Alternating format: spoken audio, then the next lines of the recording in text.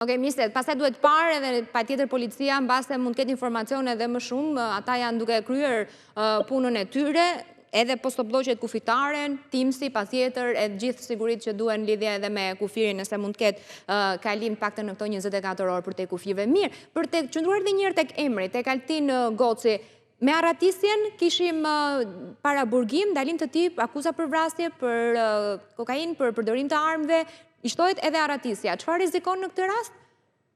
Penalisht? Praktikisht asnjë gjë, sepse edhe sikur të dënohet për largim nga vendi i qëndrimit, për vepra penale për cilat ai dyshohet, ka një mash shumë të lartë të dënimi, kështu që do të shkojmë me bashkim të dënive me përthithje. Sipas kodit penal, largimi nga vendi i qëndrimit është një vepër e cila dënohet me burgim nga 3 deri në 5 vite burg. Kështu që praktikisht ajo që ka kryer dje në raport nëse do të dënohet gjithmonë, sepse është parimi i prezumimit të pafajësisë, praktikisht rrezikon pak apo as pak.